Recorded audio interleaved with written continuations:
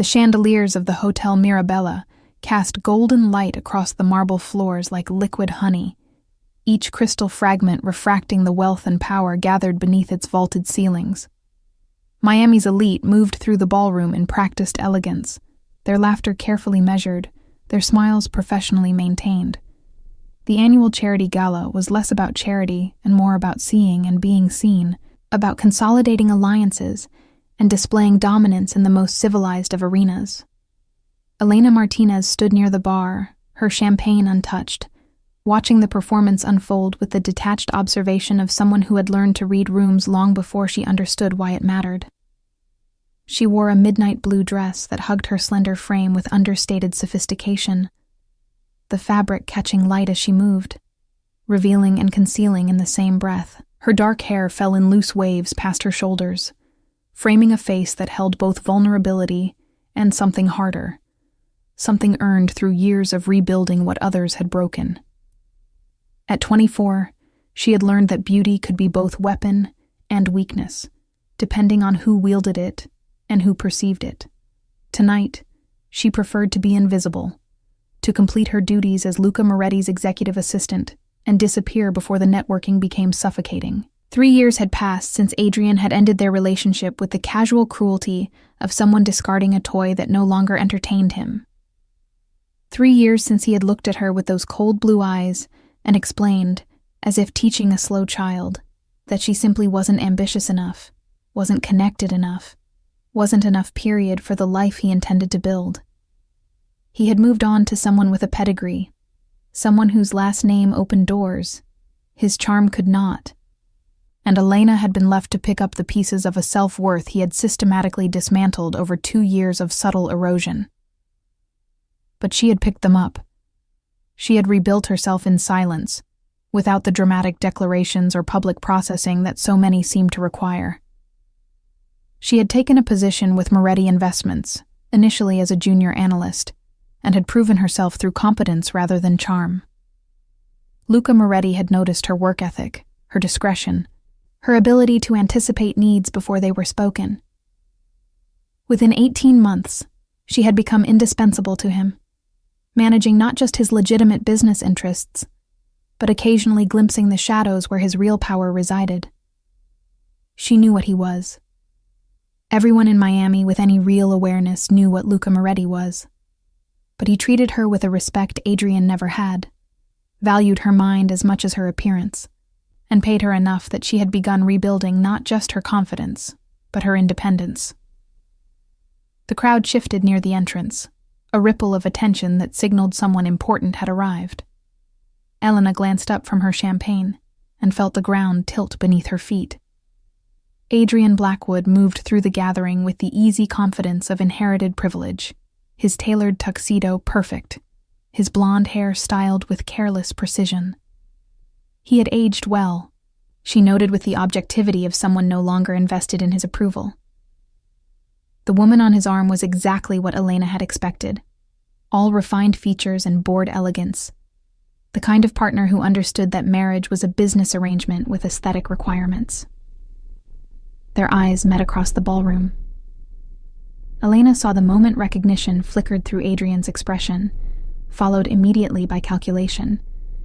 She had changed since their last encounter, she knew. The softness he had criticized was gone, replaced by a composed strength that came from surviving his rejection and emerging sharper for it. She held his gaze for exactly 3 seconds, long enough to show she was unafraid, short enough to deny him the satisfaction of rattling her, then deliberately turned back to her champagne. She felt him approach before she saw him, that particular displacement of air that came with unwanted attention. Elena. His voice carried the same smooth confidence it always had, as if the past 3 years had been an intermission rather than an ending.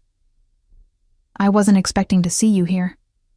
I heard you were working as someone's secretary.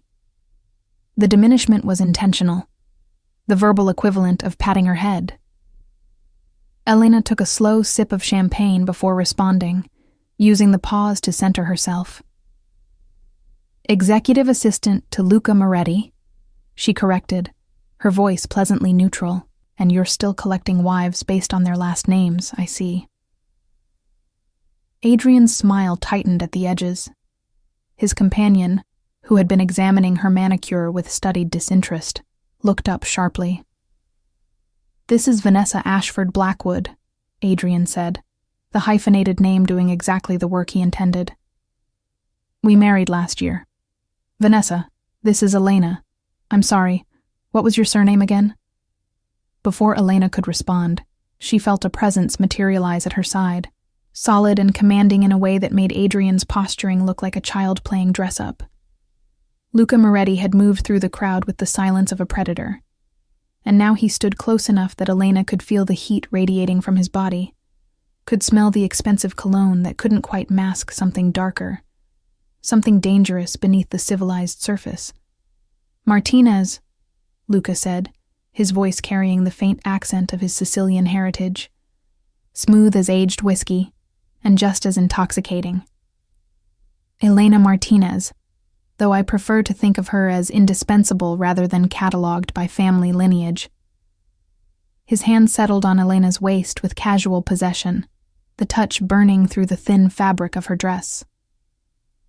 "Luca Moretti. I don't believe we've met, though I recognize you from the financial papers. Blackwood Properties, correct? Your father's company." The emphasis on father's was subtle but devastating. Adrian's face colored slightly as he registered not just the implicit insult, but the much more pressing reality of who was delivering it. Everyone in Miami knew who Luca Moretti was, and what he was. The man who stood before them now looked like he belonged in the ballroom, his tailored black suit perfectly cut to his muscular frame, his dark hair styled back from a face that could have belonged to a Renaissance sculpture, if not for the cold intelligence in his dark eyes and the ink that marked his skin in deliberate patterns. A dragon's tail curled from beneath his collar, visible where he had left the top 2 buttons of his shirt open in calculated disregard for formality. His left hand, which now held Elena against him, bore rings that caught the light, silver and onyx, chosen for impact rather than ostentation. "Mr. Moretti," Adrian said, recovering his composure with visible effort. "Of course. Your reputation precedes you." "I'm certain it does." Luca's smile was all edges, nothing warm in it. "Elena was just telling me about an old acquaintance who once made the mistake of underestimating her value. I believe she mentioned he had a talent for making poor investment decisions." His fingers traced a small circle on Elena's hip, the gesture intimate and claiming an equal measure. "I've always believed the best investments are the ones others are too short-sighted to recognize." The ballroom seemed to hold its breath. Conversations nearby had gone quiet, people pretending not to listen while hanging on every word. Vanessa Ashford Blackwood looked between her husband and Luca with the dawning awareness that she was watching a confrontation far more significant than social posturing. Elena stood frozen, her heart hammering against her ribs, caught between the urge to step away from Luca's possessive touch and the darker satisfaction of watching Adrian's confident mask slip. "Elena and I have history," Adrian said, attempting to regain control of the conversation. "I'm glad to see she's landed on her feet, though I'm sure working for you must be." He paused, choosing his words with the care of someone crossing a minefield. "Challenging. Challenging." Luca repeated the word as if tasting it. "Yes, I imagine any position requiring competence rather than connections would seem challenging from your perspective." He pulled Elena fractionally closer, his body radiating controlled violence despite the civilized setting. "Elena handles challenges with remarkable grace. It's one of her many valuable qualities, among others." The implication hung in the air, deliberate and unmistakable. Elena felt her face flush, but she forced herself to remain still, to let this play out, even as her mind raced to understand what Luca was doing and why. He had always been professional with her, respectful of boundaries even as he brought her deeper into his world. This public claiming was new territory, and she couldn't tell if he was genuinely interested or simply enjoyed putting men like Adrian in their place. Adrian's jaw tightened. "I should introduce Vanessa to the Hendersons before dinner," he said, the retreat couched in social necessity. "Elena, it was unexpected to see you. Mr. Moretti, a pleasure." The last word came out strained, more obligation than truth. "The pleasure," Luca said softly, "was entirely mine." He waited until Adrian and Vanessa had disappeared into the crowd before his hand slid away from Elena's waist, leaving cold air where warmth had been. "Forgive the presumption. You looked like you could use an intervention." Elena finally allowed herself to breathe, turning to face him fully. Up close, Luca Moretti was even more overwhelming than usual, all controlled power and dangerous elegance. The ink on his neck continued up behind his ear, she noticed, disappearing into his hair in patterns she had never been close enough to trace. His dark eyes studied her with an intensity that made her feel exposed and seen in equal measure, as if he could read every thought she was attempting to hide. "That was him," she said quietly. "Adrian. The one I mentioned once, when you asked why I never dated." "I remember." Luca's expression shifted slightly, something predatory entering his features. "The fool who thought you weren't ambitious enough. I've been curious about the man stupid enough to let you go ever since." He plucked her untouched champagne from her hand and finished it in one smooth motion, his eyes never leaving hers. "He's exactly what I expected. All surface, no substance." "You didn't have to do that," Elena said, though she was unsure what exactly she was objecting to. The possessive touch, the public confrontation, the way her body still hummed with awareness from his proximity. "No," Luca agreed, setting the empty glass on a passing waiter's tray. "I didn't have to. I wanted to." He studied her face with unnerving focus. "Tell me, Elena, does he still affect you? Does seeing him bring back old feelings?" She considered lying, considered the safe response that would maintain their professional distance. But Luca had always valued honesty from her, even when it was uncomfortable. "He affects me," she admitted. "But not the way you might think. Not with longing or regret. With anger at who I allowed myself to become when I was with him. With satisfaction at who I am now, without him." "Good." The single word carried approval, and something darker. "Then perhaps you'll allow me to continue our performance. I believe your ex-boyfriend is watching from the terrace, and I've always believed in giving an audience what they need to see." He extended his hand to her, palm up, an invitation rather than a demand. "Dance with me, Elena." Let him watch what he was too blind to appreciate. Elena looked at his offered hand, at the silver rings and the subtle scars that marked his knuckles, evidence of a violence his expensive suits couldn't completely disguise. She thought about the safe response, about maintaining the professional boundaries that had served her well for 2 years. Then she thought about Adrian watching from the terrace, about the smug certainty with which he had dismissed her worth, about the years she had spent rebuilding herself in the aftermath of his careless cruelty. She placed her hand in Luca's. His fingers closed around hers with immediate possession, warm and strong and certain. "Show me," she said softly. "Show me what he lost." Luca's smile was dangerous and beautiful. "With pleasure." The orchestra had transitioned into something slower, something that required bodies to move closer together, rather than maintain the polite distance of faster tempos. Luca led Elena onto the dance floor with the confidence of a man who had never questioned his right to occupy any space he chose. Other couples made room instinctively, some recognition of power causing them to drift away like iron filings repelled by a magnet's wrong pole. Within moments, they had claimed the center of the floor, spotlighted by the chandeliers above, and observed by every person pretending not to stare. Elena's hand rested on Luca's shoulder, feeling the solid muscle beneath expensive fabric, her other hand engulfed by his larger one. His arm encircled her waist, pulling her closer than strictly necessary for the dance, close enough that she could feel his heartbeat against her chest steady and unhurried where hers raced. She had danced with him before, at corporate events where appearances mattered, but this felt different. Those had been performances of propriety. This was something else entirely. "You're tense," Luca observed, his voice pitched low enough that only she could hear. "Relax, Elena. I won't let you fall." "I'm not worried about falling," she replied, allowing him to guide her into the rhythm. "I'm worried about what happens after this dance ends. After this dance ends, we have dinner.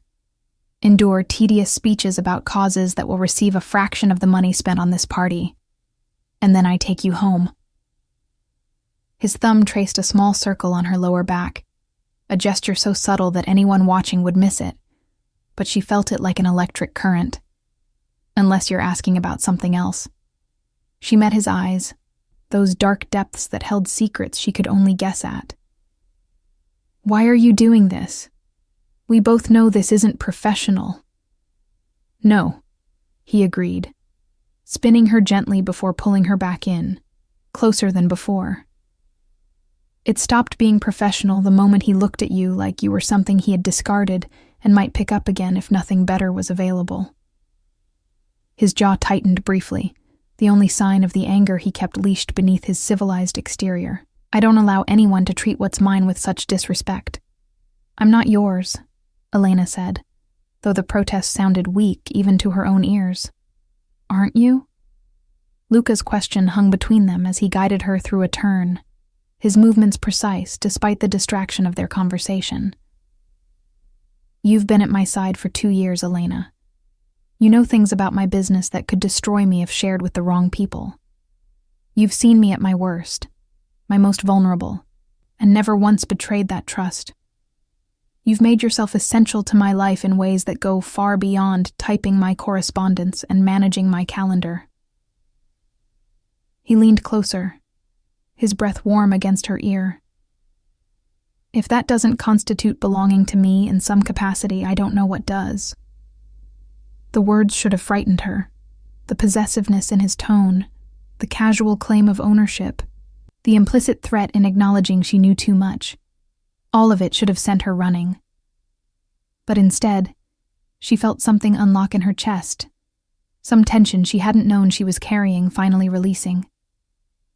Perhaps she had been his long before tonight, before Adrian reappeared, before this dance.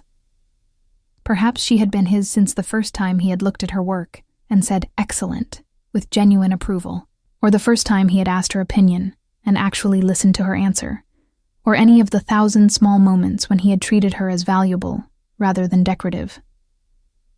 "He's watching," Elena murmured, catching sight of Adrian on the terrace through the tall windows. Even from this distance, she could see the rigid set of his shoulders, the way Vanessa stood beside him with her arms crossed, clearly displeased about something. "Good." Luca's hand slid slightly lower on her back, the touch bordering on inappropriate, but not quite crossing the line. "Let him see exactly what he threw away. Let him understand that you're not just surviving without him, you're thriving in ways he can't comprehend." "And what about after tonight?" Elena asked, voicing the question that had been building since Luca first touched her waist. "What happens when we're not putting on a show for my ex-boyfriend? Do we go back to pretending this is just a professional relationship?" Luca was quiet for several measures, guiding her through the dance with practiced ease while he considered his answer.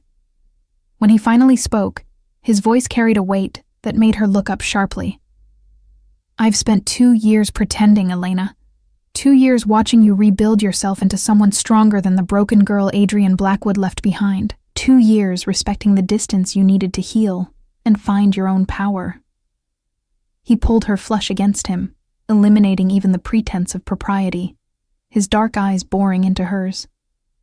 "But I'm done pretending. Seeing him tonight, seeing the way he looked at you like you were still that girl he could dismiss, it clarified something for me. You're not just essential to my business, you're essential to me. And I'm a man who protects what's essential." Elena's breath caught in her throat. She was aware of the stares now, no longer subtle, people openly watching their dance with fascination and speculation. The implications of being publicly claimed by Luca Moretti were not lost on her. He was not a man who made casual gestures or empty declarations. Whatever he was saying now, he meant absolutely, and that meant her life was about to change in ways she couldn't fully anticipate. "I don't need protection," she said, though her voice lacked conviction. "Everyone needs protection," Luca countered. "Even strong people, especially strong people, because they make enemies simply by refusing to break." His hand came up to cup her face, thumb brushing her cheekbone in a gesture so tender it seemed at odds with everything else about him. "I'm not offering to save you, Elena. I'm offering to stand beside you while you save yourself. But I'm also making it clear to every man in this room, especially the fool on the terrace, that you're under my protection now. Anyone who hurts you answers to me." The music swelled toward its conclusion, the final notes hanging in the air like a question waiting to be answered. Elena knew that whatever she said next would set the course for everything that followed. She could step back, thank him politely, and attempt to resurrect the professional boundaries that had kept her safe for 2 years. Or she could acknowledge the truth that had been building between them. Acknowledge that she wanted this dangerous man with his violent world and his unexpected tenderness.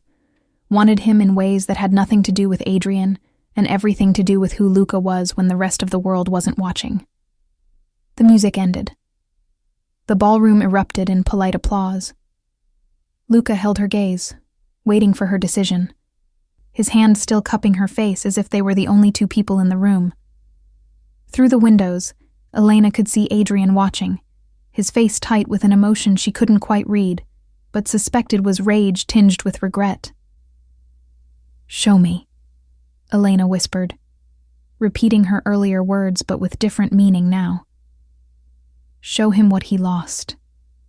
Show everyone what it means to be yours." Something fierce and triumphant flared in Luca's eyes. Without warning, he pulled her against him and captured her mouth with his, kissing her with a possessiveness that stole her breath and her balance. The kiss was not gentle or tentative. It was claiming and absolute, a public declaration that left no room for misinterpretation.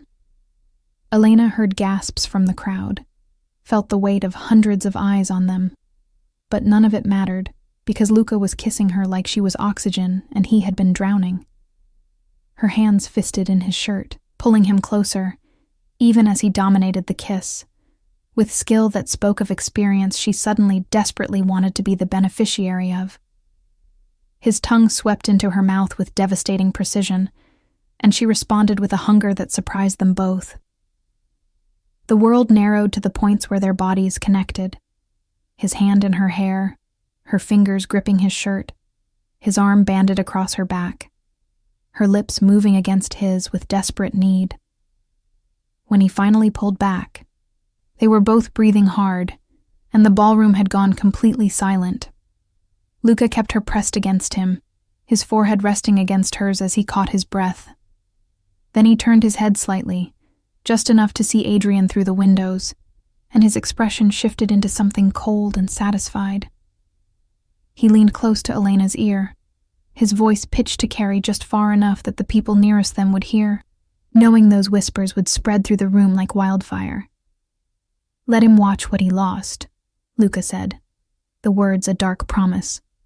Let him spend the rest of his life knowing he had something precious and was too stupid to keep it. Elena felt something shift inside her chest, some final piece of her healing clicking into place. She had spent 3 years trying to prove to herself that she was worth more than Adrian's dismissal. But in this moment, with Luca Moretti claiming her in front of Miami's elite, she realized she had been seeking validation in the wrong place. She didn't need Adrian to regret losing her. She needed herself to stop mourning someone who had never deserved her in the first place. "I'm done looking back," she said softly, for Luca's ears alone. "If we're doing this, I'm all in. But I need to know what this is, what you want from me." Luca pulled back enough to see her face, his thumb tracing her swollen lower lip with devastating focus. "Everything," he said simply. "I want everything you're willing to give me, and I'll give you everything in return.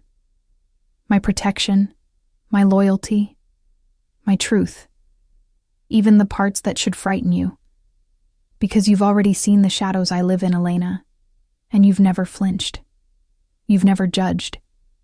You've simply been there, competent and steady and strong, making yourself impossible for me to ignore." Your world is dangerous," Elena said, needing to voice this truth before they went further. "I've glimpsed enough to know that being with you means accepting things I can't speak about, seeing things I can't unsee." "Yes." He offered no false reassurances, no promises that he would keep her separate from the darkness. "But you've been walking in that world for 2 years already, handling my legitimate business while knowing exactly what funds those enterprises.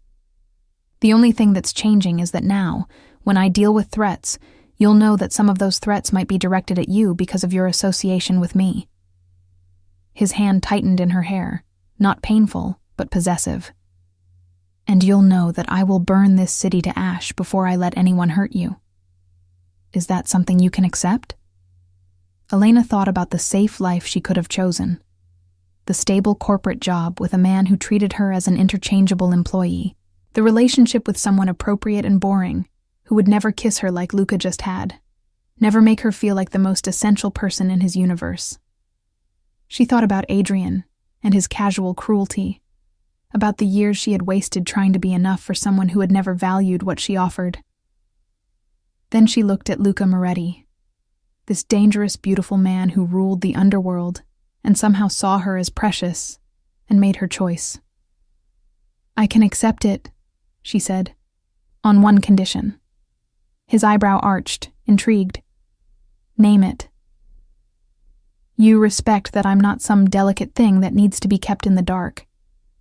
If I'm going to be with you, truly with you, then I need to understand your world fully. No sanitized versions, no protecting me from the truth.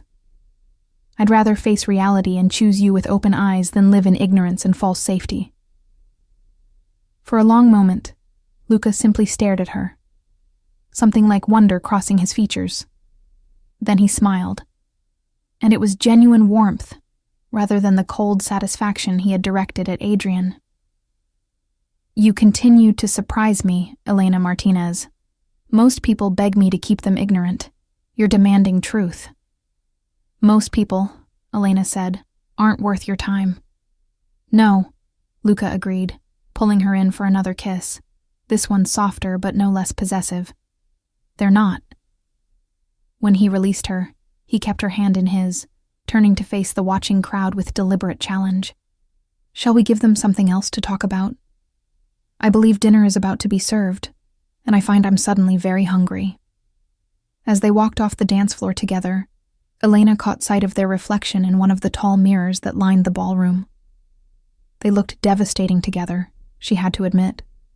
Her dark hair and midnight dress a perfect counterpoint to his dark suit and dangerous elegance. Their bodies moving in sync, like they had been designed to fit together. She looked powerful beside him, not diminished but amplified, her own strength complementing his rather than being overshadowed by it. Behind them, the ballroom erupted into furious whispers, speculations spreading like wildfire. Elena knew that by tomorrow, everyone in Miami would know that Luca Moretti had publicly claimed someone, something he had never done before. The implications would ripple outward, affecting business and social dynamics in ways she couldn't fully predict. She had just painted a target on her own back by associating herself so publicly with him. But as Luca guided her toward their table, his hand warm and solid in hers, Elena found she didn't care about the whispers or the implications, or even the danger. For the first time in 3 years, she felt alive rather than simply surviving. Whatever came next, whatever price this choice carried, she would face it with eyes wide open and this dangerous man at her side. Through the windows, she caught one final glimpse of Adrian, his face twisted with rage and something that might have been regret. Vanessa was already stalking away from him, clearly done with whatever scene he was creating. Elena felt a flash of satisfaction, sharp and sweet. But then Luca leaned close and whispered something darkly humorous in her ear, and she forgot about Adrian entirely. Some chapters of her life were finally, definitively closed, and some chapters were just beginning. Dinner passed in a haze of awareness, each course served and consumed, while Elena tried to process the seismic shift her life had just undergone. Luca kept her close throughout the meal, his hand finding hers under the table, his attention divided between the tedious conversation at their table and the much more interesting conversation his touch conducted against her skin.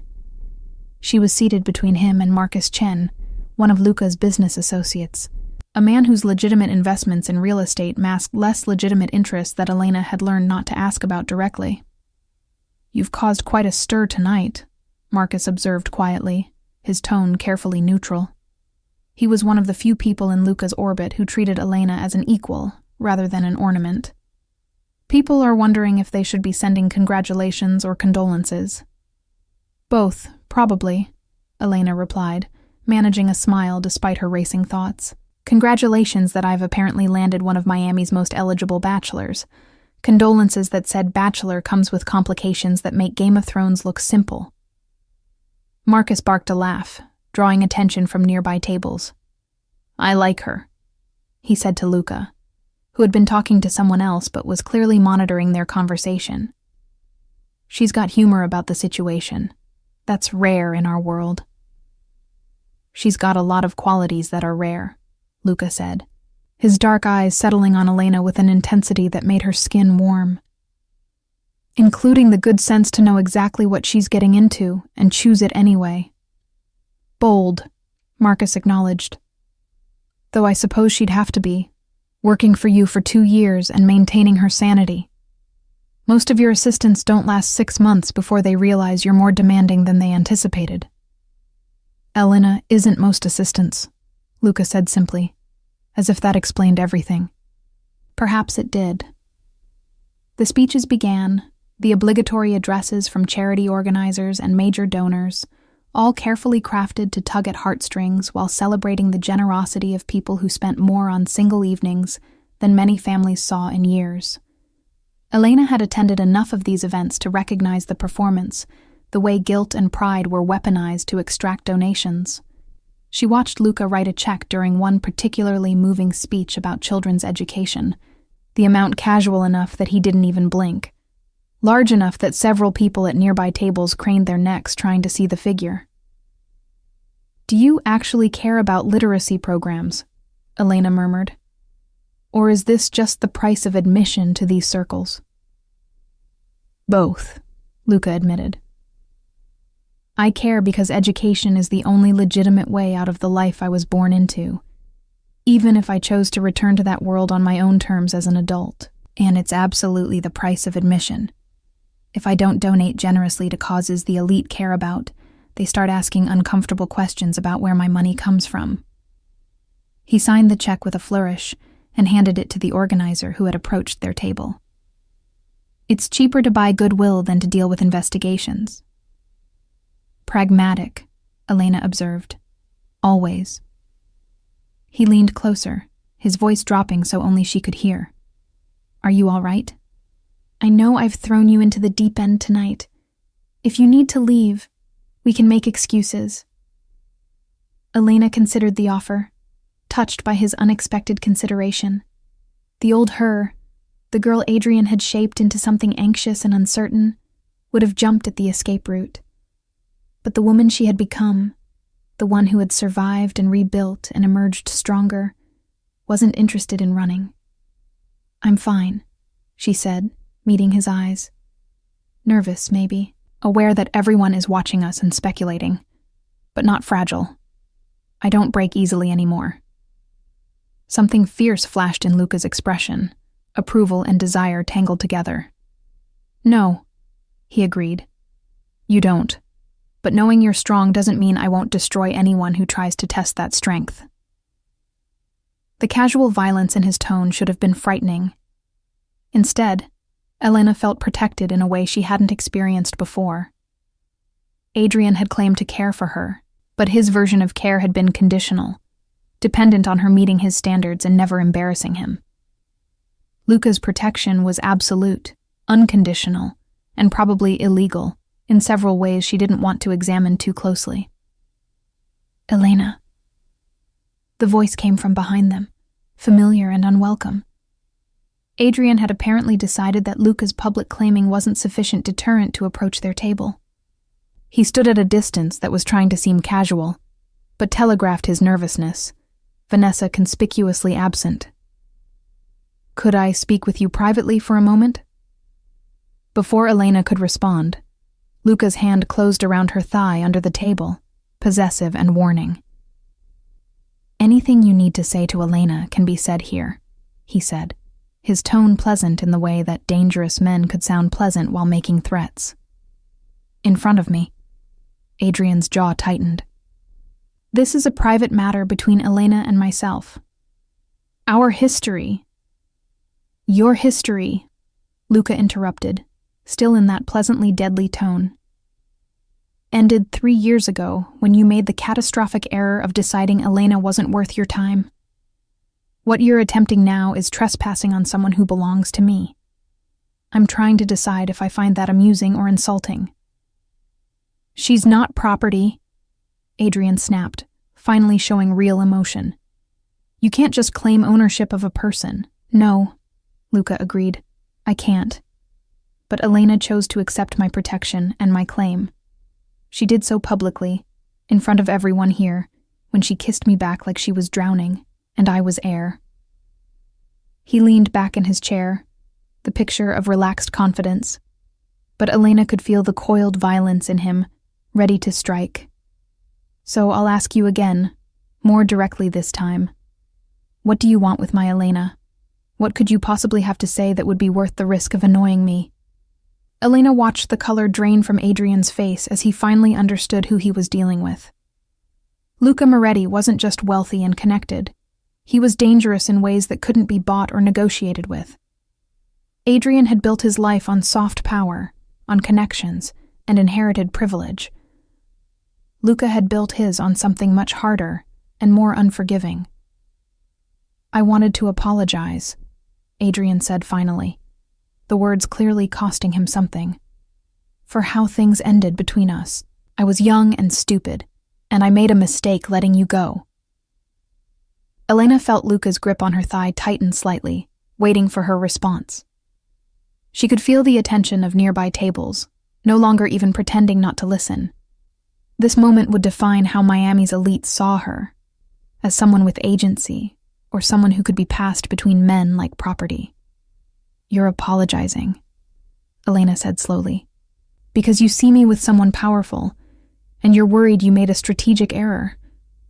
Not because you hurt me. Not because you spent 2 years systematically destroying my confidence and then discarded me like I was nothing. But because I ended up somewhere you didn't expect, with someone you can't compete with." She stood, forcing Adrian to step back, Luca rising smoothly beside her. "Your apology is 3 years too late and motivated by all the wrong reasons.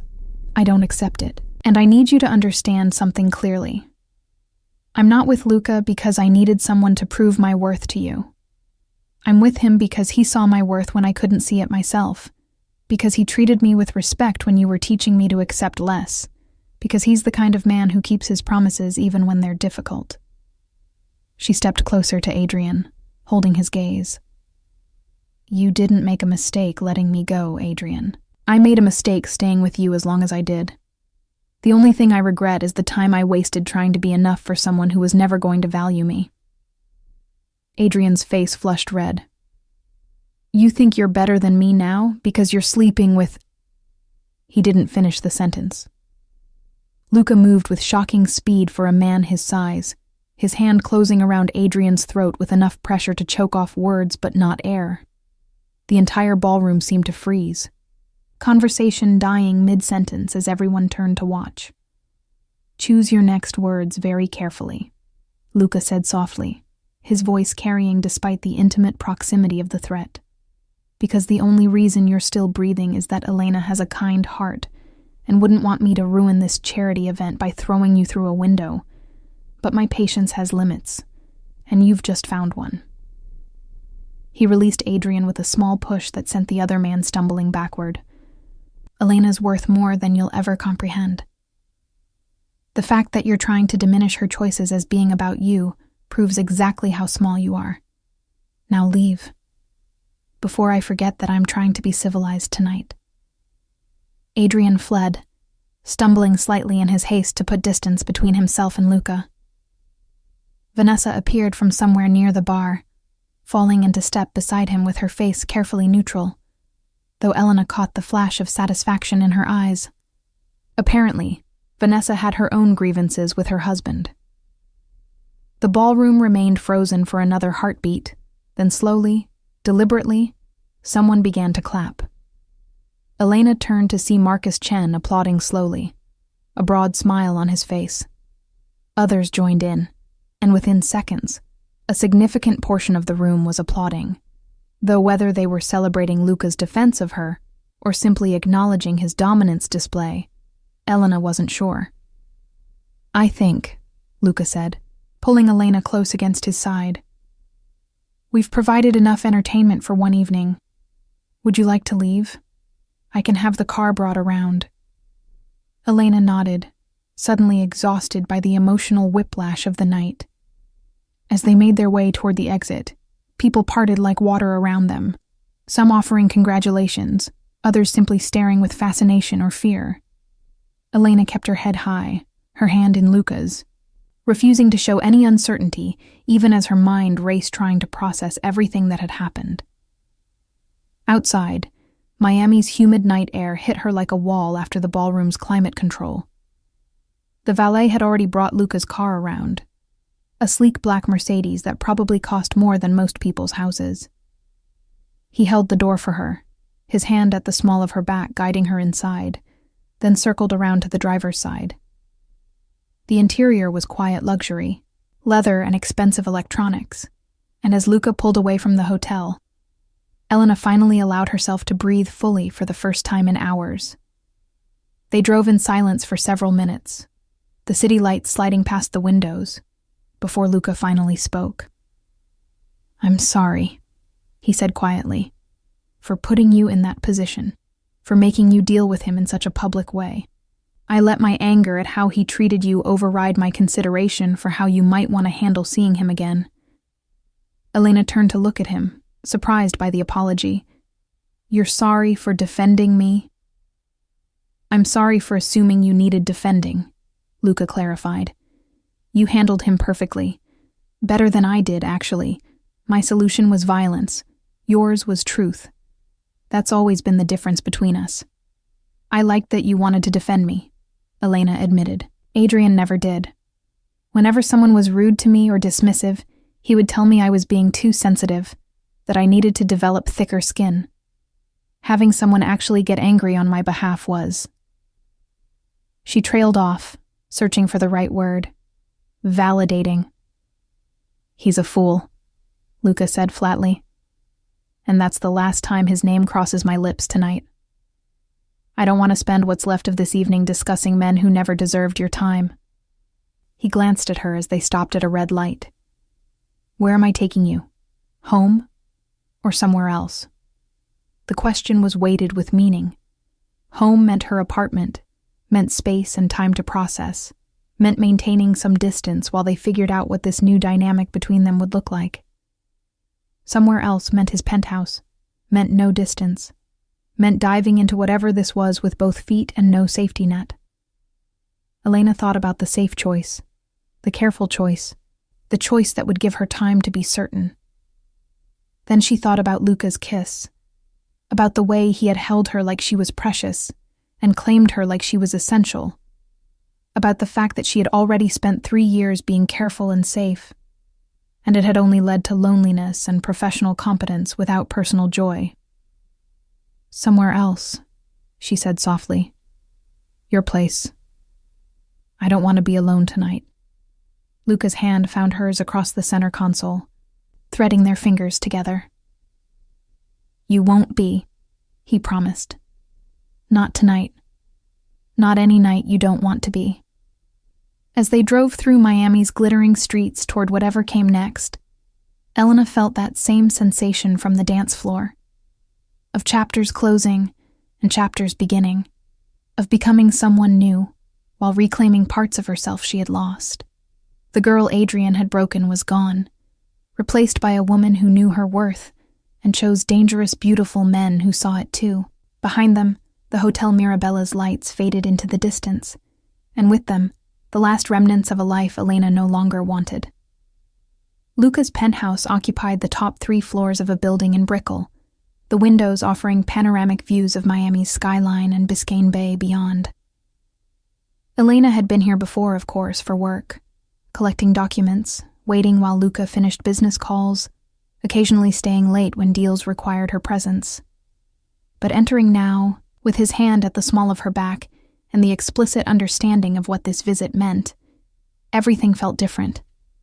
The space that had been impressive but impersonal transformed into something intimate, charged with possibility, and the kind of nervous anticipation that came with crossing thresholds that couldn't be uncrossed.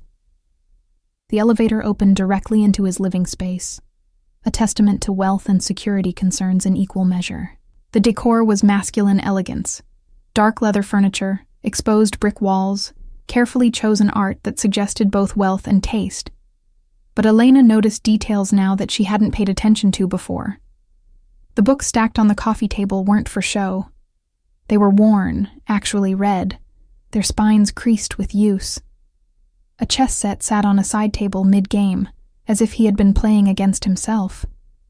Personal photographs in simple frames showed a younger Luca, with people she assumed were family, his arm around an older woman with his same dark eyes, the Sicilian countryside golden behind them. "You're nervous," Luca observed, shrugging out of his jacket and hanging it with care before turning to face her fully. "Second thoughts?" "No," Elena said honestly, setting her clutch on the entry table. "Not second thoughts. Just processing. 6 hours ago, I was your assistant preparing for a boring charity event. Now I'm in your penthouse after you publicly claimed me in front of half of Miami's elite and physically threatened my ex-boyfriend. It's a lot of change for one evening." "It is," Luca agreed, moving toward the bar and pouring 2 glasses of something amber and expensive. "Which is why we're going to slow down. No expectations, Elena. You're here because neither of us wanted to be alone tonight, because the evening was intense, and we both need to decompress. Anything else that happens is a choice, not an obligation." He handed her one of the glasses, and Elena recognized the gesture for what it was: a return of control, a reminder that she had agency even here, even with him. She took a sip of the whiskey, feeling it burn pleasantly down her throat, warming her from the inside. "And if I said I didn't want to slow down? If I said I've spent 2 years being careful and controlled and I'm tired of it?" Luca's eyes darkened with interest, but he maintained his distance. "Then I would ask if you're certain that's what you want, and not just adrenaline and vindication talking. Because once we cross certain lines, Elena, there's no going back to what we were. Our professional relationship will be complicated by personal entanglement. Your safety will be more at risk because being with me romantically paints a larger target on you than being my assistant ever did. People who want to hurt me will see you as leverage." He set his own glass down untouched. "I need you to understand that before you make decisions you can't unmake." "I understand," Elena said, moving closer to him deliberately, watching his control strain as she invaded his space. "I've understood for longer than you might think. Did you know I can tell when you're dealing with something violent? You come back to the office with a particular kind of tension, a hardness in your eyes that takes hours to fade. Did you know I've covered for you with legitimate business partners, created alibis without you even asking because I understood instinctively what needed to be protected? I've been complicit in your world for 2 years, Luca. The only thing that's changing is the nature of that complicity." "Elena." Her name came out rough, strained. You don't know what you're asking for. Don't I? She set her own glass down and stepped closer still, close enough to feel the heat radiating from his body. You think I don't understand that being with you means accepting darkness? That sometimes you'll come home with blood under your fingernails that no amount of washing can fully clean? That I'll know things I can never speak about and see things that will give me nightmares? She placed her hand flat against his chest, feeling his heart race beneath her palm. I'm not naive, Luca. I'm just done pretending I want safe and boring when what I actually want is standing right in front of me. For a long moment, Luca stood perfectly still, some internal battle playing out behind his eyes. Then something in him broke, or maybe chose, and he pulled her against him with barely restrained force, his mouth crashing down on hers with the kind of hunger that had been building for far longer than one evening. This kiss was different from the one at the gala, that had been performance and claiming. This was need, raw and desperate. 2 years of professional distance dissolving in the space between one breath and the next. Elena's hands fisted in his shirt, pulling him impossibly closer as his tongue swept into her mouth with devastating skill. He tasted like whiskey and want, and she responded with a hunger that matched his, all the pent-up tension of their careful professional relationship exploding into this moment of permission. His hands roamed her back, finding the zipper of her dress and lowering it with agonizing slowness, his fingers tracing the newly exposed skin with reverent attention. Bedroom, Elena gasped against his mouth, impatient with the slow reveal. No. Luca's voice was rough with desire, but firm with intent. Not bedroom. Not for this first time. I've waited too long, watched you too many years, wanted this too much to rush it in the dark. He guided her backward toward the floor-to-ceiling windows, Miami's lights creating a glowing backdrop. I want to see every expression, every reaction. I want you to know exactly who's touching you, who's worshiping you the way you deserve. The dress slipped from her shoulders, pooling at her feet in a whisper of expensive fabric. Elena stood before him in just her heels and undergarments, exposed and vulnerable, but refusing to cover herself, refusing to show uncertainty, even as her heart raced. Luca stepped back, his eyes tracking over her with an intensity that made her skin flush, cataloging every curve and plane like he was memorizing her. Beautiful, he murmured, reaching up to loosen his tie with deliberate slowness. I've imagined this so many times, Elena. But reality is so much better than imagination. The tie joined her dress on the floor, followed by his shirt, revealing the muscular torso she had only glimpsed before, marked with more ink than she had realized. A dragon coiled across his ribs, flames licking up toward his shoulder.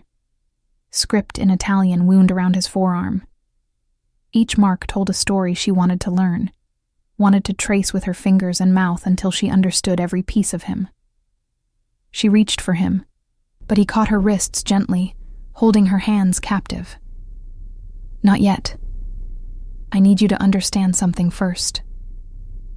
His dark eyes burned into hers. I'm not a gentleman, Elena. I've done things that would horrify you if you knew the details. I've hurt people, killed people, built an empire on violence and fear and careful strategy. The man who kissed you at the gala is the same man who has ordered executions and destroyed lives without losing sleep. He released one of her wrists to cup her face, thumb brushing her cheek with unexpected tenderness. But with you, I want to be different. I want to be the man you deserve, even though I know I'm not. So if we do this, if you really want this, you need to tell me. Clear consent, Elena. No ambiguity. Elena understood what he was offering. A final chance to step back, to reconsider, to choose safety over passion. Adrian had never asked for consent, had simply assumed his right to her body the way he had assumed his right to her time and attention and emotional labor. But Luca, this dangerous man who ruled an empire built on violence, was asking permission with a vulnerability that made her throat tight. I want this, she said clearly, holding his gaze. I want you, not despite who you are, but including who you are. The darkness, the violence, the empire. I've known about it and I've never flinched. I'm not going to start now." She pulled her hand free from his grip and placed it over his heart, feeling the racing beat beneath. "I consent, Luca, completely, enthusiastically. Take me apart and put me back together. Show me what it means to be yours." The words unleashed something in him. He lifted her effortlessly, her legs wrapping around his waist as he pinned her against the window, the glass cool against her back while his body burned against her front. The contrast made her gasp, and he swallowed the sound with another devastating kiss, his hips pressing forward in a rhythm that promised everything and delivered enough to make her desperate. "Tell me," he growled against her neck, his teeth grazing the sensitive skin there. "Tell me what you want. I need to hear you say it." "Everything," Elena breathed, echoing his words from earlier in the evening. "I want everything with you." What followed was revelation and claiming in equal measure. Luca touched her like he was learning scripture, reverent and thorough, mapping every response until he knew exactly how to make her gasp, moan, beg. He was demanding but attentive, pushing her to edges she hadn't known existed while making sure she felt safe enough to fall. When he finally entered her, pinning her against the window with Miami glittering beneath them, Elena felt something fundamental shift in her understanding of intimacy. This wasn't just physical, wasn't just two bodies seeking pleasure. This was connection, profound and terrifying, the kind of merging that changed you on a cellular level. "Look at me," Luca commanded, his voice strained with the effort of maintaining control. "I want you seeing me when you come. I want you knowing exactly who's doing this to you." Elena forced her eyes open, meeting his dark gaze as he moved inside her with devastating precision. She could see everything in his expression. Desire, possession, something deeper that might have been love, or might have been obsession, or might have been both tangled so completely that separation was impossible. And in that moment, with Miami as their witness and pleasure building toward something catastrophic, Elena finally understood what it meant to be claimed by someone who would burn the world for you. When she shattered, it was with his name on her lips and his eyes locked on hers, and she took him with her over that edge, both of them falling together into something that felt terrifyingly like forever. After, when they had collapsed together on his couch, limbs tangled and hearts still racing, Luca pulled a throw blanket over them and held her against his chest like she was precious fragile. Elena traced the dragon on his ribs, following the ink's path with gentle fingers. "What does it mean?" she asked softly. "The dragon." "Protection and power," Luca answered, his hand stroking her hair with absent affection. "My grandfather had the same tattoo. In our family, it marks the ones who carry the weight of protecting everyone else." He caught her hand, bringing it to his lips. "I got it when I was 19, after my first kill. A reminder that power requires sacrifice, that sometimes we do monstrous things for the right reasons." "Tell me," Elena said, lifting her head to look at him. "Not about the kill specifically, but about who you are when you're not being Miami's respectable businessman." "I meant what I said. I want the truth, Luca. All of it." So he told her. Not everything, not the operational details that would genuinely endanger her, but the truth of his world. About his grandfather's immigration from Sicily, about building power in Miami's underworld through strategy and violence in equal measure, about the legitimate businesses that laundered money and the illegal enterprises that generated it. He told her about the codes he lived by, the lines he wouldn't cross even in a world built on crossing lines. He told her about the families under his protection, the businesses that paid for his shield, the politicians and police who took his money and looked the other way. And Elena listened, asking questions, seeking understanding rather than judgment, because she had meant every word. She wasn't here to fix him or save him or pretend his world was something other than what it was. She was here to stand beside him in that world, to be the person he could be honest with when everyone else demanded comfortable lies. "You should be horrified," Luca said finally, studying her face for signs of the disgust or fear he clearly expected. "I'm not," Elena said simply. "I'm scared, maybe, aware of the stakes in a way I wasn't before, but not horrified. Because the man who told me all of that is the same man who respects my boundaries, who asks for consent, who just made love to me like I was something precious." She pressed a kiss to his chest, right over his racing heart. "You're not a monster, Luca. You're a man who operates in a monstrous world and somehow maintains honor within it. That's not nothing." Elena. Her name came out rough, overwhelmed.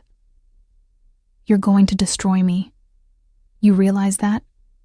I've spent 20 years building walls, maintaining distance, and you're going to knock all of it down and leave me vulnerable in ways that could get me killed." "Then we'll just have to make sure you don't get killed," Elena said, with a confidence she didn't entirely feel. "Because I didn't go through the hell of reconstructing myself after Adrian just to lose you now that I've found you." Luca pulled her closer, his arms banding around her with protective possession. "No one touches you," he said, and it was promise and threat combined. "Not Adrian, not rivals, not anyone. You're mine now, Elena, and I protect what's mine with everything I am." "And I'm yours," Elena agreed, surrendering to the inevitable. "For better or worse, in darkness and light. We're in this together, now." Outside the windows, Miami gleamed in the darkness, beautiful and dangerous, and full of possibilities both glorious and terrifying. And inside Luca's penthouse, two people who had been cautiously circling each other for years finally stopped pretending they didn't want to collide. The night stretched ahead of them, full of whispered confessions and shared vulnerabilities, bodies learning each other with patient thoroughness, building something that would either save them both or destroy them completely. Either way, there was no going back. They had crossed the line, and on the other side waited a future neither of them could fully predict, but both of them were willing to fight for. The morning arrived with brutal sunlight streaming through floor-to-ceiling windows, and Elena woke in Luca's bed with the ache of someone who had been thoroughly loved, and the confusion of someone whose life had fundamentally shifted overnight. Luca was already awake, propped against the headboard with a tablet in hand, conducting business despite the early hour, but his other hand rested in her hair, fingers moving through the tangled strands with absent affection, anchoring her even as he worked. "What time is it?"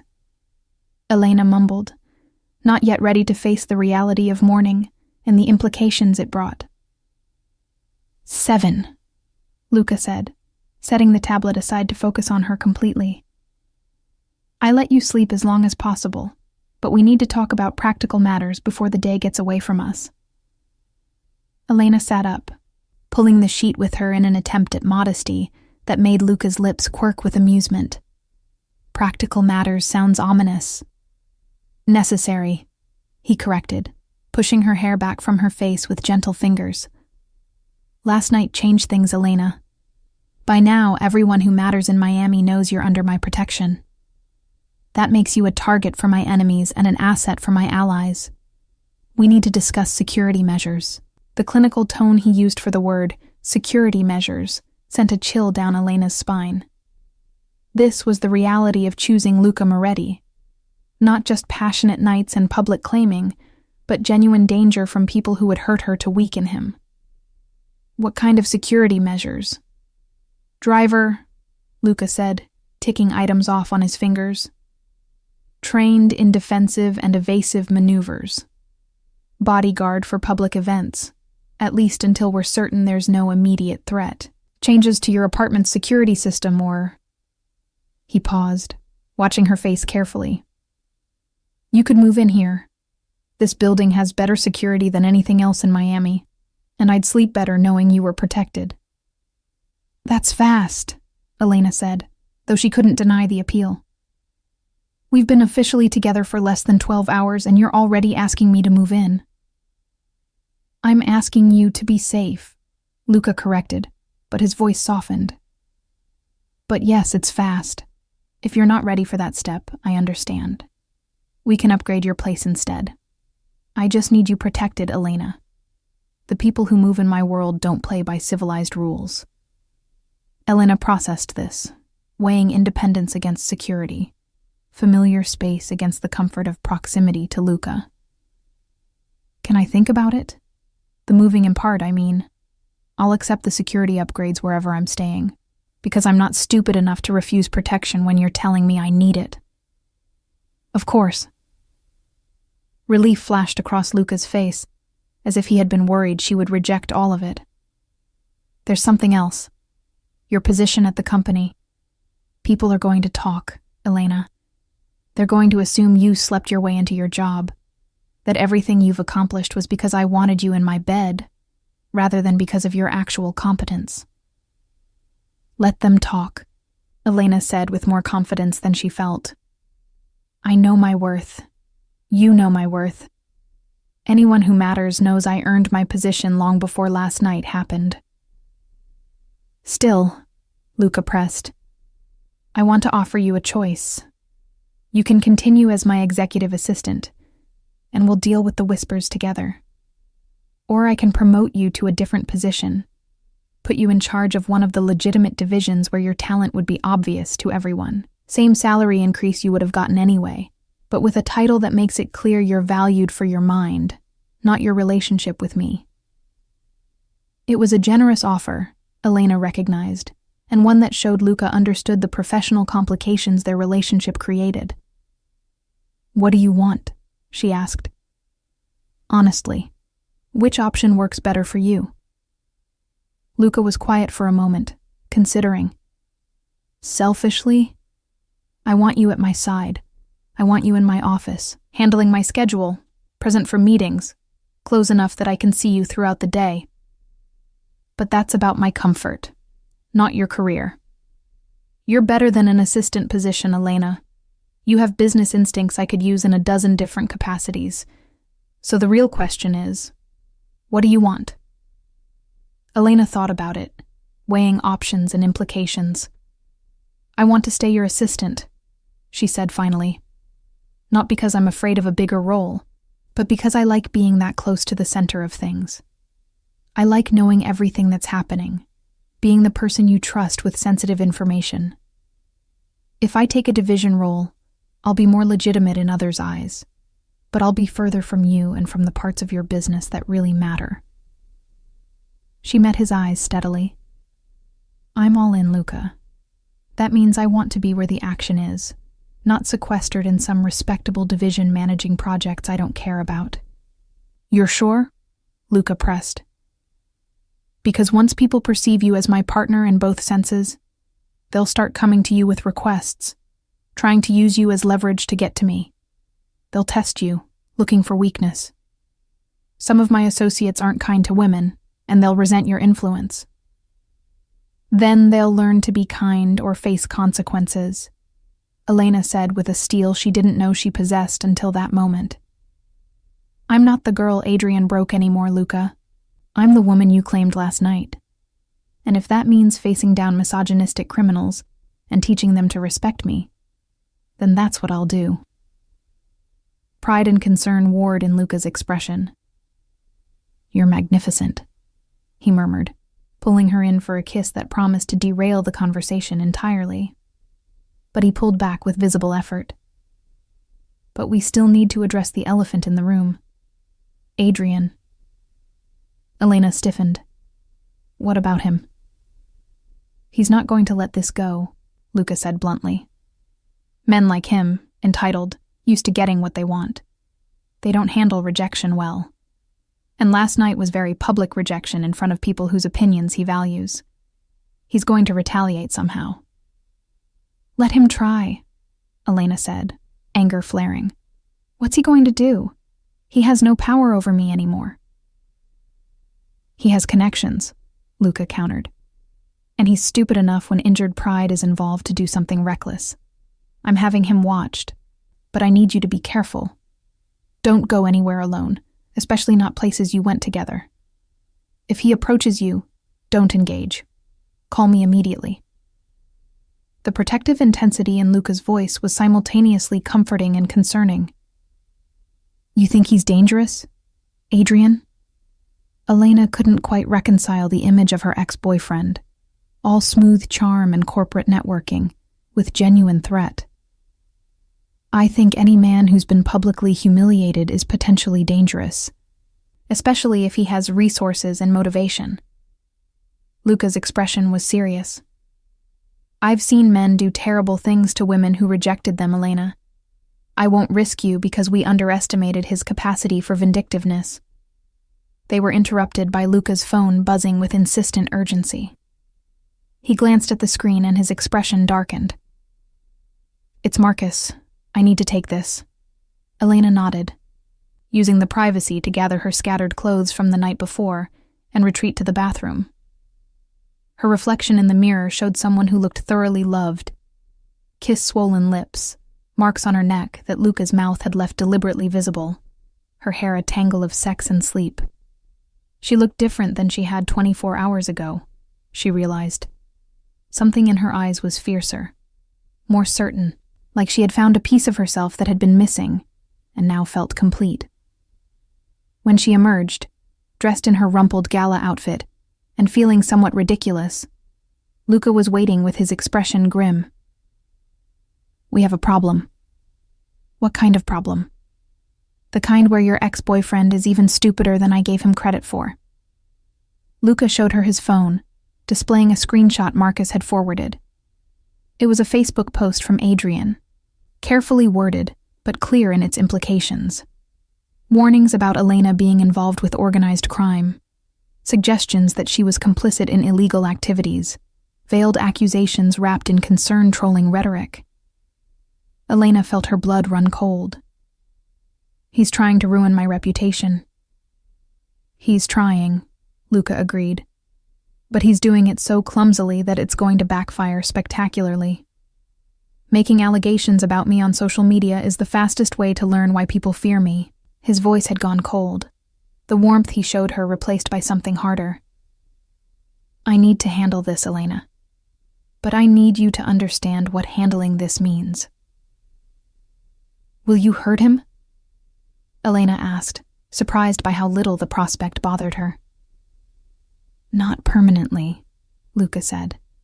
Not unless he escalates. But I will make it very clear that coming after you was a mistake he'll regret for however long I allow him to keep regretting things. He cupped her face, his thumb brushing her cheek. This is what I meant last night. Being with me means witnessing consequences. It means knowing I will do violent, illegal things to protect you. Can you live with that? Elena thought about Adrian's smug face as he had approached their table, the entitlement in his voice as he had tried to diminish her choices. She thought about 3 years of rebuilding herself after his casual cruelty, about the scars that still ached when she let herself remember how small he had made her feel. And she thought about Luca, this dangerous man who treated her like she was precious, who had publicly claimed her and would burn the city to keep her safe. Yes, she said simply. I can live with that. In fact, I think I prefer it to the alternative of letting him think he can attack me without consequences. Luca's expression shifted, something fierce and approving entering his features. You understand that makes you complicit? That knowing I'm going to hurt him and approving means you're as much a part of his world now as I am? I crossed that line when I kissed you back last night, Elena said. When I came here knowing what you are and what being with you would mean. I'm not innocent anymore, Luca, and I'm okay with that. Adrian chose to make himself your enemy. He gets to live with what that means.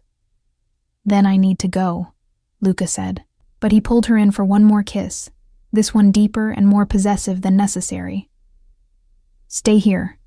The security system is active, and Marcus is sending someone to watch the building. I'll have clothes and toiletries brought up for you. Make yourself comfortable. This might take a few hours. Be careful, Elena said, surprised by how much she meant it, how quickly he had become essential to her sense of safety. Always. He kissed her forehead with unexpected tenderness. And Elena, thank you for choosing this, for choosing me, even knowing the cost. After he left, Elena explored the penthouse more thoroughly, finding evidence of the man behind the reputation in unexpected places. The kitchen was well stocked with actual food, not just the expensive wine and takeout containers she might have expected from a bachelor. The bookshelves held an eclectic mix: Italian classics alongside American thriller fiction, books on philosophy next to books on military strategy. A guitar sat in one corner, worn with use, and Elena had a sudden vision of Luca playing late at night when sleep wouldn't come. She was examining a photograph of what appeared to be Luca as a teenager, standing with an older man in front of a Sicilian villa, when her phone buzzed with multiple notifications. Against her better judgment, she checked them. The first was from an unknown number. I'm trying to save you from making a terrible mistake. Call me. Adrian. The second was from her mother. Saw the video from last night. Call me immediately. We need to discuss your choices. The third was from her college roommate. OMG, who is this man and where can I find one? Elena deleted Adrian's message without responding, and decided her mother's concern could wait until she had more emotional bandwidth. But she clicked on the link her roommate had sent, which led to a social media video clearly taken at the gala. It showed Luca kissing her with devastating thoroughness, the entire ballroom watching, followed by his whispered words that the video's creator had somehow captured with remarkable clarity. Let him watch what he lost. The video had thousands of views already, dozens of comments, most of them variations on appreciation for the drama and speculation about Luca's identity. Some comments were less flattering, warnings about his reputation, suggestions that Elena didn't know what she was getting into, moral judgments from people who knew nothing about her or her choices. Elena read through them with detached interest, recognizing that her life had just become public property in ways she hadn't fully anticipated. This was the price of being with someone like Luca. Not just the physical danger, but the scrutiny, the judgment, the loss of privacy that came with dating a man who commanded attention and fear in equal measure. Her phone rang, an unknown number. She almost didn't answer, but something made her pick up.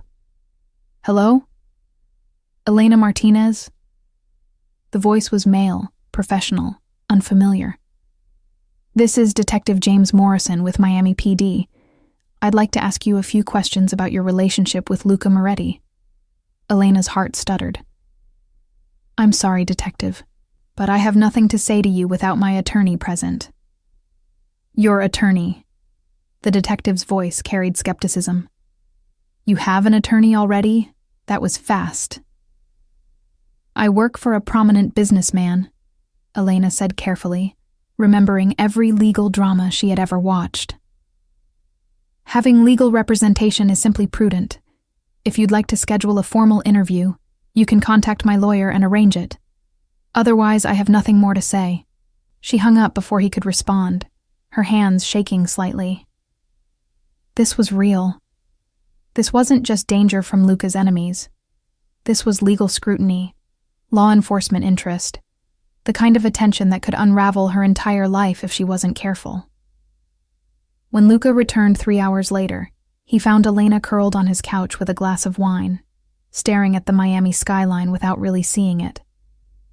He took one look at her face and moved immediately to her side, pulling her against him without asking what was wrong. Tell me, he said simply. So she did, about the detective's call, about Adrian's message, about the video going viral, and the comments that ranged from supportive to vicious. She told him about the fear that had settled in her chest, the growing awareness that she had stepped into a world much larger and more dangerous than she had fully grasped last night, in the heat of passion and vindication. Luca listened without interrupting, his hand stroking her back with patient comfort, When she finally wound down, he kissed the top of her head and said, "First, I'm calling my attorney immediately. He'll represent you if the police pursue this, and he's the best in Miami at making investigations disappear. Second, Adrian won't be contacting you again. I've made it very clear what will happen if he does." "What did you do?" Elena asked, not entirely sure she wanted to know. "Nothing permanent," Luca assured her. But he understands now that his social media campaign was remarkably stupid. His accounts have been deleted, his posts removed, and he's been encouraged strongly to leave Miami for an extended period. If he refuses, then consequences escalate. But I suspect he's smart enough to take the exit being offered. "You're sure he'll go?" "I showed him photographs," Luca said flatly. "Photographs of what happens to people who make me truly angry. And I explained that attacking you made me very, very angry. So yes, I'm quite sure he'll go." Elena processed this, the casual violence of it, the efficiency with which Luca had neutralized a threat. She should have felt horror, she thought, should have been disturbed by how easily he could terrorize someone into exile. Instead, she felt safe, protected, like she had finally found someone who would actually keep her secure, rather than just promising to. "I love you," she said suddenly, surprising herself with the declaration. Luca went very still. "Elena, I know it's fast," she continued, the words tumbling out now that she had started. "I know it's probably just adrenaline and intensity and the aftermath of confronting Adrian. But I need you to know. Whatever happens next, however complicated this gets, I love you. Not because you're protecting me, though I appreciate that. Not because you're powerful, or wealthy, or dangerous. But because when I'm with you, I remember who I wanted to be before Adrian convinced me I was worthless. Because you see me, Luca, really see me, including the broken parts, and you treat all of it like it's valuable." For a long moment, Luca simply stared at her, his dark eyes intense with an emotion she couldn't quite name. Then he kissed her, gentle this time rather than passionate, like she was something fragile that required careful handling. "I loved you long before last night," he admitted against her lips. "I've loved you since you handled a supplier meeting when I was dealing with a crisis, since you made decisions without waiting for permission, because you understood what I needed, even when I couldn't articulate it. I've loved you since you looked at the darkness in my world and didn't run, didn't demand I change, just learned to navigate it alongside me." He pulled back to see her face clearly. "So yes, Elena, I love you too. Desperately. Dangerously, in ways that probably aren't healthy, but feel more real than anything else in my life."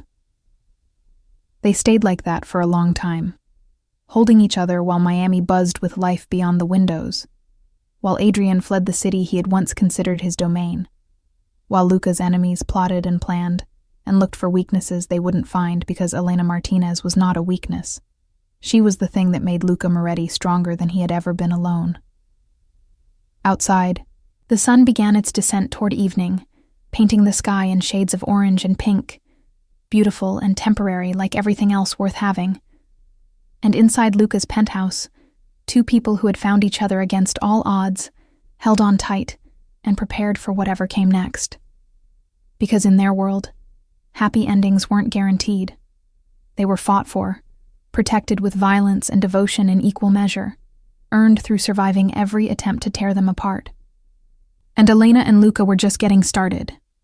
The weeks following the gala fell into a rhythm both exhilarating and exhausting, as Elena navigated her new role as both Luca's professional right hand and his publicly acknowledged partner. The transition wasn't seamless. Some of his associates struggled to accept her authority, testing boundaries until Luca made it painfully clear that disrespecting Elena was equivalent to disrespecting him. One particularly obtuse lieutenant learned this lesson after making a crude comment about her position, and while Elena never learned the specifics of his punishment, the man apologized with genuine terror the next time he saw her and never made that mistake again. She moved into the penthouse after 2 weeks, accepting that her apartment's security upgrades still couldn't match the fortress Luca had built for himself.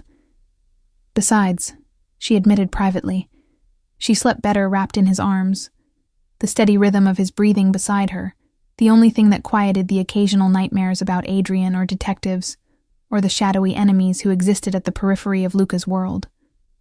Her belongings integrated seamlessly into his space, her books joining his on the shelves, her clothes claiming half his enormous closet, her presence transforming the penthouse from a bachelor's domain into something that felt like home. The legal scrutiny Elena had feared materialized more slowly than expected, but Detective Morrison remained persistently interested in her relationship with Luca. She attended 3 interviews with Luca's attorney present, answering questions with careful honesty about her legitimate work, while revealing nothing about the shadows where real power moved. Morrison was smart enough to know she was holding back, and frustrated by his inability to crack her composure. But without concrete evidence of wrongdoing, he could do nothing but watch and wait for mistakes they were careful not to make. Adrian, as promised, had left Miami. Elena heard through mutual acquaintances that he had taken a position with his father's company's New York office, that Vanessa had filed for divorce citing irreconcilable differences, that his social circle had largely abandoned him after his spectacular public humiliation. She felt no triumph at his downfall, discovering that the vindication she had imagined tasted more like indifference. He had been significant once, had shaped years of her life through his casual cruelty. But now he was simply irrelevant, a footnote in the story of how she had become the woman who stood at Luca Moretti's side without flinching. But Adrian's absence didn't eliminate threats. It simply made room for new ones. 6 weeks after the gala, Elena was working late in Luca's home office, reviewing quarterly reports for one of his legitimate shipping companies, when Luca burst through the door with an urgency that immediately sent her adrenaline spiking. "We need to go," he said without preamble, already pulling her to her feet. "Now, there's been a development." "What kind of development?" Elena asked, abandoning her computer and grabbing her phone. "The kind where a rival decided that since they can't hurt me directly, they'll go after what I value most." His jaw was tight with controlled fury as he guided her toward the private elevator that led to the penthouse's secured garage. "I've got security mobilizing, but until I know how serious the threat is, I'm getting you somewhere safe." They drove through Miami's streets with Marcus at the wheel, Luca making rapid-fire calls in Italian, while Elena tried to calm her racing heart. The something safe turned out to be a heavily guarded estate in Coral Gables, one of several properties Luca maintained for exactly these contingencies. The house was beautiful in that impersonal way of places designed for function rather than living, all clean lines and security features disguised as architectural elements. "How long do I need to stay here?" Elena asked once they were inside, watching through bulletproof windows as armed men positioned themselves around the perimeter. "Until I've dealt with the threat," Luca said, his attention divided between his phone and her face. "A day, maybe 2. Lorenzo Salvatore has decided to make a play for my territory, and he's stupid enough to think threatening you will make me weak." His expression was cold fury, the civilized veneer completely stripped away to reveal the dangerous man beneath. He's about to learn exactly how wrong that assumption is. "Let me stay with you," Elena said impulsively. "I'm safer at your side than hidden away like some fragile thing that needs protecting." "No." The word was absolute, non-negotiable. "This is the part where you trust me to handle things, Elena, where you let me do what I do best without worrying that a stray bullet might catch you. I can't be strategic if I'm constantly concerned about your safety. I need you here, secured, so I can focus on making Lorenzo regret ever speaking your name." Elena wanted to argue, to insist on her right to stand beside him in all aspects of his life. But she saw the genuine fear beneath his anger, recognized that her safety was the one thing that could distract him enough to make mistakes. "Promise me you'll come back," she said instead, gripping his shirt with desperate fingers. "Promise me this Lorenzo person doesn't get lucky." "He won't." Luca kissed her with bruising intensity, pouring everything he couldn't say into the contact. I love you too much to die now, when we've barely started building this life together. I'll come back, Elena. I always come back. He left her there with 4 guards, encrypted phones, and instructions to trust no one except Marcus if something went wrong.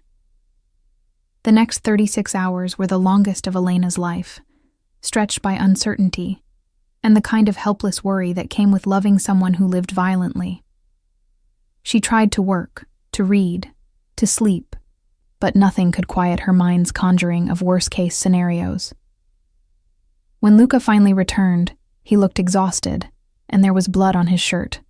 Not his, he assured her immediately, but he was whole and safe, and that was all that mattered. She threw herself into his arms with relief, so profound it made her knees weak, and he held her like she was the only thing keeping him upright. "It's done," he said simply. "Lorenzo is no longer a concern, and I've made it clear to everyone else that you are completely off limits. No games, no threats, no attempts to use you as leverage. Anyone who tries will face consequences that make what happened to Lorenzo seem merciful."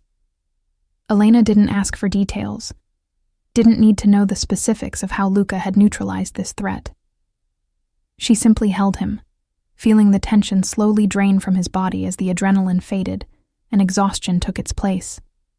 They stayed in the safe house one more night, needing the privacy and security to reconnect without the pressure of their normal lives. In the morning, tangled in expensive sheets with Miami's sunrise painting everything golden, Luca traced the curve of Elena's hip with gentle fingers and said, "Marry me." Elena went very still. "What?" "Marry me," Luca repeated, propping himself up on one elbow to see her face clearly. "Not someday, not eventually when things are less complicated. Now, soon, as quickly as we can arrange it. Because the last 2 days taught me something I should have already known. Life is uncertain in my world, Elena. Threats emerge without warning, and I could die tomorrow despite all my precautions.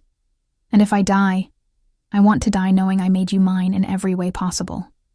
I want my name attached to yours, want the legal protections that marriage provides, want everyone to know you're not just my partner but my wife." He cupped her face, his dark eyes intense with sincerity. "I want to build something permanent with you in a world where nothing is promised. Say yes, Elena. Take the risk with me." Elena's eyes filled with tears she didn't try to hide. A year ago, even 6 months ago, she would have said the proposal was too fast, too dangerous, too much too soon.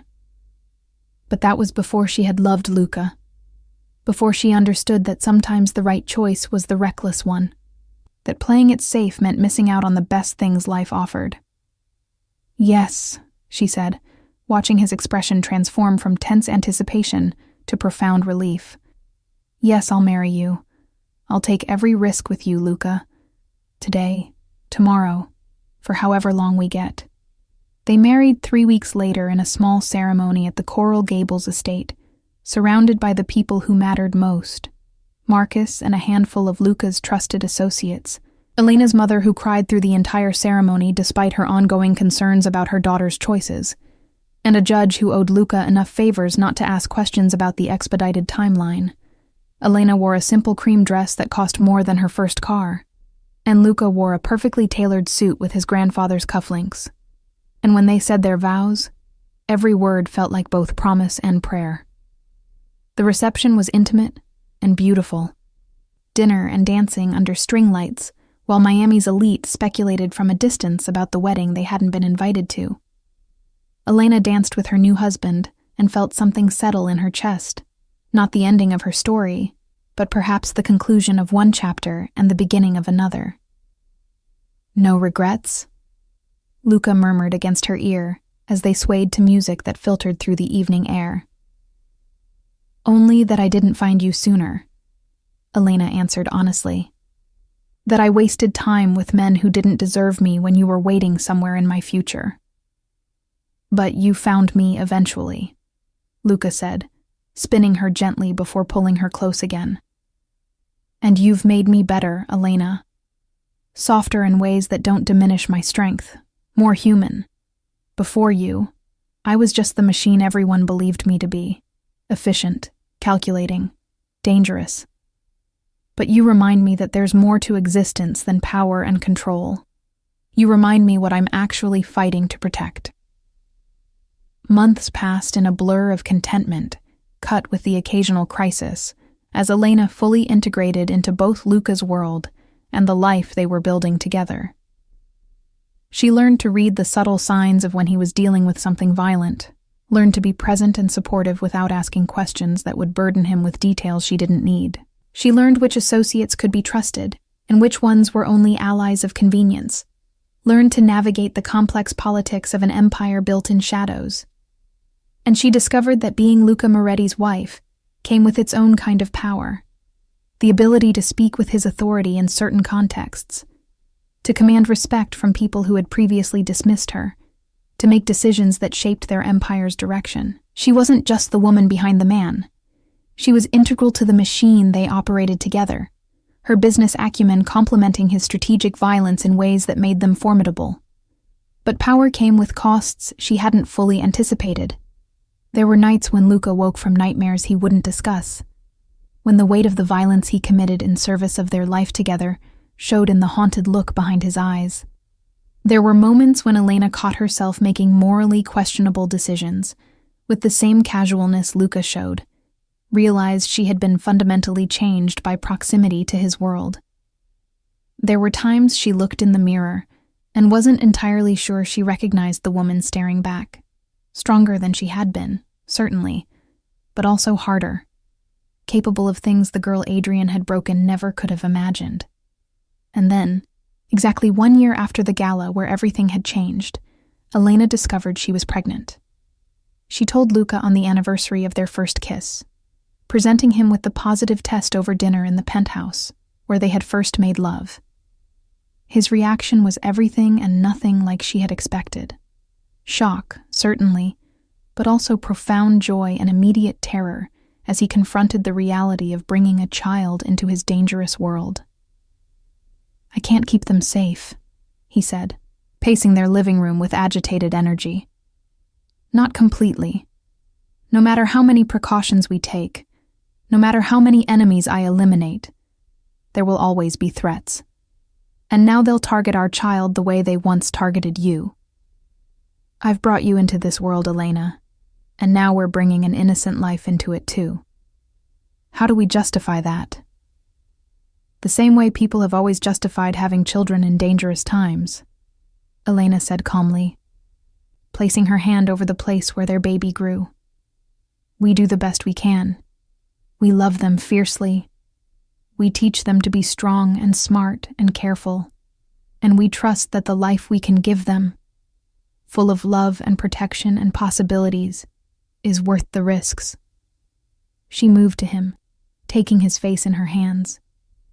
"You're going to be an amazing father, Luca, and our child will know they're loved, will grow up understanding both the light and shadow of the world. That's not nothing." "I'm terrified," Luca admitted, his hands covering hers. "More frightened than I've ever been facing any threat, any enemy. Because this isn't something I can control with strategy or eliminate with violence. This is faith, Elena. Faith that we can keep them safe, that we can be good parents despite everything." "Then we take that leap together," Elena said softly. "The way we've taken every other leap in this relationship. With open eyes and joined hands, knowing we might fail, but trying anyway, because the alternative is living small and safe, and never experiencing this kind of profound joy." The pregnancy progressed smoothly, and Elena discovered that being Luca's pregnant wife came with even more protection than usual. He became nearly insufferable with his hovering attention, driving her to and from work personally, insisting on accompanying her to every doctor's appointment, treating her like she was made of glass despite her protests. But beneath the overprotectiveness was genuine vulnerability. Luca was preparing to be a father, confronting mortality and legacy in ways his violent life had previously insulated him from. The final confrontation came not from enemies within Luca's world, but from the one person Elena had thought was permanently relegated to her past. Adrian returned to Miami 8 months into her pregnancy, emboldened by time and distance, and apparently unable to let go of his obsession with reclaiming what he had lost. He showed up at one of the few public events Elena still attended, forcing his way past security to confront her in the restroom hallway. "You think you've won," Adrian said, blocking her path with his body. "You think marrying that criminal and carrying his bastard makes you better than me. But I see through it, Elena. You're still the insecure girl I dated, still desperate for validation, still—" He didn't finish the sentence. Luca appeared with the silence of a predator, his hand closing around Adrian's throat with enough pressure to cut off air and words simultaneously. The violence in his expression was absolute, the civilized mask completely abandoned. "I told you," Luca said quietly, his voice carrying more menace for its calmness. "What would happen if you ever came near her again? I gave you a chance to leave Miami and never return. You chose to ignore that mercy." He looked at Elena, who stood frozen watching this final confrontation with her past. "This is your choice, amore. Do I kill him now, make him disappear so completely that no one will ever find the body? Or do I call the police? Let Detective Morrison finally have his wish of arresting me for something, knowing I'll be out by morning but you'll have to live with the media coverage? Your call, Elena. He's yours to judge." Elena looked at Adrian, really looked at him for the first time in over a year. She saw what she had refused to see when they were together, the weakness beneath the arrogance, the cruelty that came from insecurity rather than strength, the smallness of a man who needed to diminish others to feel significant. And she felt nothing. No anger, no fear, not even satisfaction at seeing him brought low. "Let him go," she said finally. "He's not worth the trouble, Luca. Not worth your time. Not worth the risk of arrest. Certainly not worth the satisfaction he'd feel knowing he mattered enough for you to kill him." She met Adrian's terrified eyes steadily. "You were right about one thing. I was insecure when we were together. But that girl is gone, Adrian. You killed her with your casual cruelty, and I rebuilt someone stronger from the ruins. Someone who doesn't need your approval or your regret, or your existence in my life whatsoever. So go away. Disappear back into whatever miserable existence you've built in New York. And know that every day for the rest of your life, you'll remember that you had something precious and you destroyed it because you were too stupid and small to recognize value when it was standing right in front of you." Luca released Adrian with a shove that sent him stumbling. "You heard my wife," he said, his arm coming around Elena protectively. "Leave. And if I ever hear your name in connection with Elena or our child again, I will reconsider her mercy. Are we clear?" Adrian fled without another word, and Elena watched him go with the finality of someone closing a door that had been left ajar too long. When she turned back to Luca, she found him studying her with an expression of pure admiration. "That was magnificent," he said softly. "Choosing mercy when you could have chosen violence, being the better person when he gave you every justification to be cruel." "I learned from the best," Elena replied, taking his hand and placing it over her swollen belly where their daughter was doing her nightly acrobatics.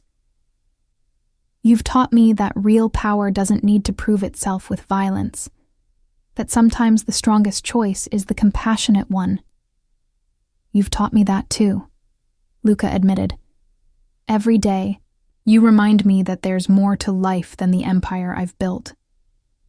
That legacy isn't just about power and control, but about the love we create and the family we protect." He kissed her forehead gently. "Our daughter is lucky to have you as her mother, and I'm lucky to have you as my wife, my partner, my conscience when I need one." 3 weeks later, Elena gave birth to their daughter in the early hours of a Miami morning, and Luca held his child for the first time with tears streaming down his face. They named her Sophia, after Luca's grandmother. and she had her father's dark eyes and her mother's stubborn chin, and an instinct for wrapping everyone around her tiny fingers that suggested she would be formidable in her own right. Life settled into a new rhythm. Sleepless nights and the chaos of new parenthood layered over the ongoing reality of Luca's empire. But watching him with their daughter, seeing the legendary Luca Moretti reduced to helpless adoration by a 7-pound infant, Elena understood that they had created something more powerful than any empire built on violence. They had created family, redemption, proof that people could change without erasing who they fundamentally were. On Sophia's first birthday, Elena stood on the penthouse balcony, watching Miami's sunset paint the sky in impossible colors, reflecting on the journey that had brought her here. 2 years since the gala, since Luca had claimed her publicly and whispered words that changed everything. 2 years since she had chosen danger over safety, passion over convenience, the man who saw her worth over the man who had taught her to doubt it. Luca joined her on the balcony. Sophia balanced on his hip, already fighting sleep despite the late hour. "What are you thinking about?" he asked, settling beside her. "Endings and beginnings," Elena said honestly. "How the worst night of my life, running into Adrian, became the catalyst for the best decision I ever made. How choosing you was the most dangerous and most rewarding risk I've ever taken." She looked at their daughter, whose dark curls caught the dying light, and felt her heart expand with love so fierce it was almost painful. How we've built something beautiful in the shadows, something that might not make sense to anyone else, but is absolutely perfect for us. "No regrets?" Luca asked, echoing his question from their wedding day. "None," Elena answered, and meant it completely. "Every choice, every risk, every moment of fear. It was all worth it to get here, to have this life with you." Below them, Miami glittered with its usual electric energy, full of people pursuing their own versions of happiness and power. Somewhere in that sprawling city, Adrian Blackwood was living his diminished life, probably still bitter about the woman who got away. Somewhere, Detective Morrison was still building his case, still hoping to find evidence that would stick. But up here, above it all, the Moretti family stood together watching the sunset. A man who had built an empire on violence but learned gentleness from love. A woman who had been broken but rebuilt herself stronger than before. And a child who represented both their past redemption and their future hope. And when the sun finally dipped below the horizon, painting the sky in final shades of pink and gold, Luca pulled Elena close and whispered against her hair, "Let him watch from wherever he is. Let the whole city watch. Let them see what we've built, what we've become. Because you're mine, Elena Moretti. You've always been mine. From the moment you kissed me back in front of everyone, we were inevitable. And I will spend every day for the rest of my life proving that choosing me was the best decision you ever made." "You already have," Elena said softly, turning to kiss him as their daughter dozed against his shoulder. "Every single day, you prove it. We prove it. That love can exist in darkness. That redemption is possible even for people who don't deserve it. That sometimes the most beautiful things grow from the most unlikely soil." And there, 3 stories above Miami's glittering streets, as night settled over the city, and their daughter slept the innocent sleep of the protected and loved, Elena and Luca held each other and understood that their story wasn't about a woman kissing a mafia boss for revenge. It was about 2 damaged people finding each other and building something unbreakable from their combined scars. It was about choosing love even when it came wrapped in danger, about standing beside someone through darkness and light, about understanding that real power wasn't domination, but the courage to be vulnerable with the right person. Adrian could watch from whatever distant city he inhabited now. The rest of Miami could speculate about the notorious Luca Moretti and his unlikely wife. But none of it mattered, because Elena had found what she had been seeking without even knowing she was searching. Not just love, but partnership. Not just security, but strength.